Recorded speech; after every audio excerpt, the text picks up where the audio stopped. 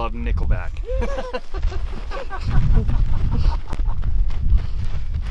I found the shit for free on the ground the last time I went to the dunes, and I thought, oh cool, free flag. And I picked it up and I said, that is terrible.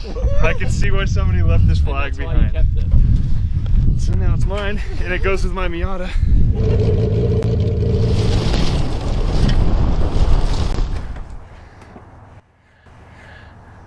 Mazda, Miata, the ultimate driving machine.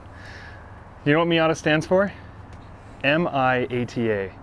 Miata is always the answer. That's the truest words I've ever heard. I used to hate Miatas. Now I own a few of them. And this is my off-road version. This is a mild lift. We've got 27-inch off-road tires, full roll cage, light bars, push bar in the front. And it's improving every single day. So we learned it's not very good in the sand with these tires. So,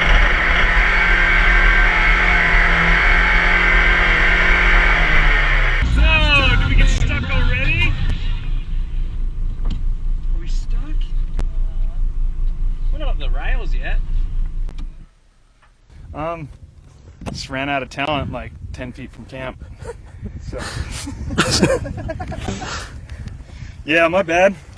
It's not as good in the sand as the brochure said. And it's pretty good off-road, welded rear diff. It's super fun to drive in the snow. And it's just an off-road sports car is the only way I know how to put it. It's terribly slow. It's like a stock engine, but I think the beauty is in the simplicity of it. When I first got the car, it had a 2-inch, like, basically shock spacer and the off-road tires, and you just cut some of the fender off and it works. So I had such a good time with that cheap car with simple mods that just kind of took it a step further and a step further to make it a little cooler. And I didn't want to die in a Miata. It's like ultimately what I didn't want to do. So had the guys at Lyfe Motorsport cage it up, and got some spare tires in the rear, some spots for spare tools and pieces like that. So it's more of like an off-road desert racer type sports car, and nobody else has one like mine. It's seriously like, this is a $70 wheel. I think it's a $110 tire, something like that. And just these cheap shock spacers. There's like, you don't change the shock. Here, come look at this. I think you can see it at the bottom of the damper right there. See that little spacer where it takes it off the lower control arm? Yeah. Yeah, that's it. That's my lift kit. So this is a standard shock? Yeah. With just dude, there's nothing to it. And same on the back? Same on the rear, yeah. Super simple. And yeah, sure, these aren't clearance perfectly. There is some rubbing on the chassis. But, you know, if you want to look cool for $1,000 and you own a Miata, I don't know a better way to do that. You know, you can't even get a hard top from Miata for $1,000, but you can lift it. Did you have to change the diff ratio to? So it does have a different diff ratio. You don't need to, but it's got the highest ratio you can put in it. That's like an off-the-shelf component. And then everybody's favorite limited slip, weld. Are you planning on putting more power in, or is that just going to be? Eventually, yeah.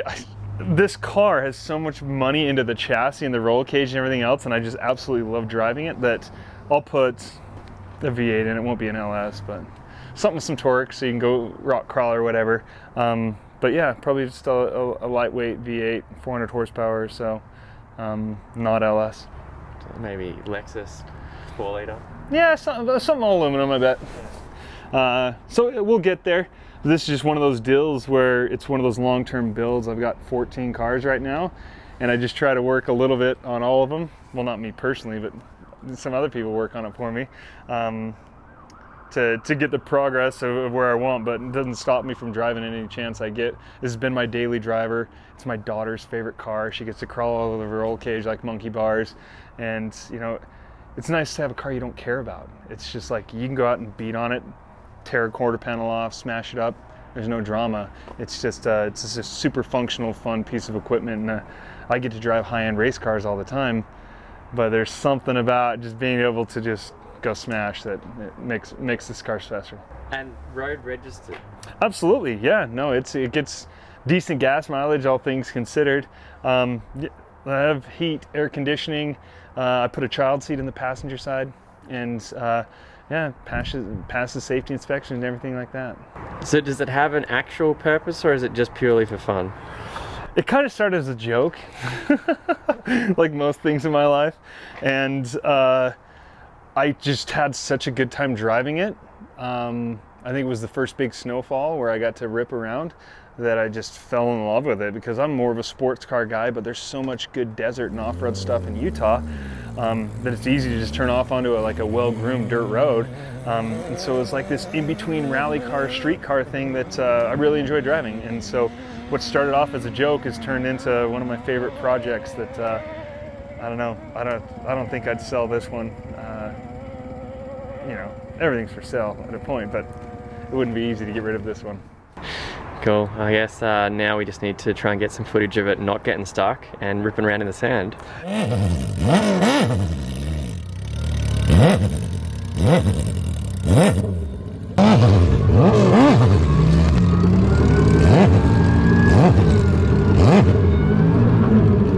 Yeah, well, it does great on the dirt. It's not so much a sand vehicle, as we found out. I want to put those paddle tires on, so you'll see in the next video we'll have paddle tires on the thing, and I just don't know if the stock 110 horsepower or whatever is enough to spin a big paddle tire, but we'll find out. I'll send you the footage.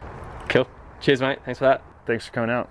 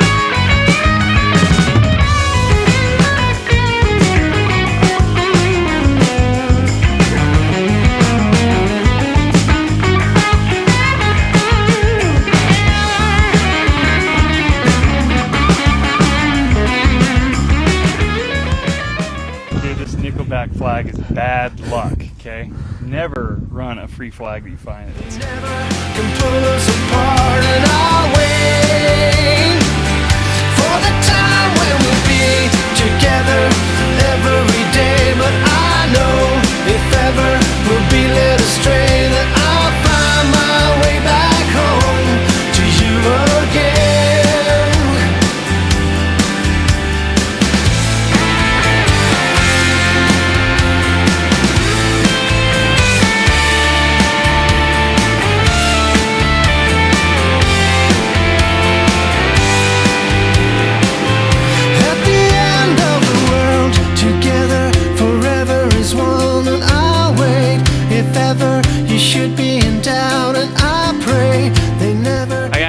My first go in one of the Sierra race cars. Tell us what I got myself into here. Into trouble. Into trouble. You started with the poor Miata ride, and now we're just throwing you into the big tire paddle car. All right. So what's so it's just one of your normal spec ones, or yeah, this is one of the rallycross cars. The Sierra RX3 is the model on it, and we simply just bolted on a different wheel and tire.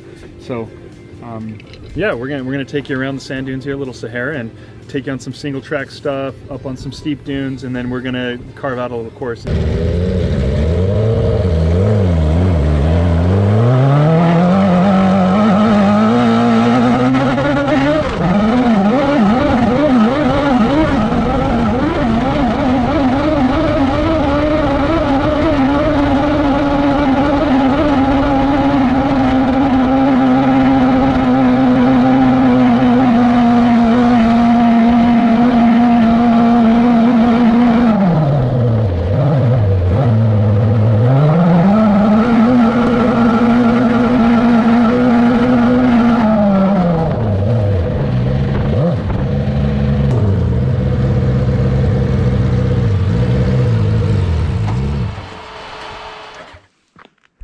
So you come up here a lot, do you?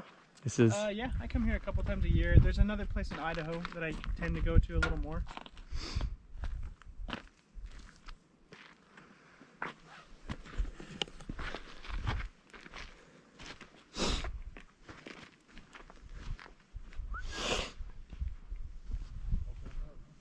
Dude, for real. It's been in my head all day.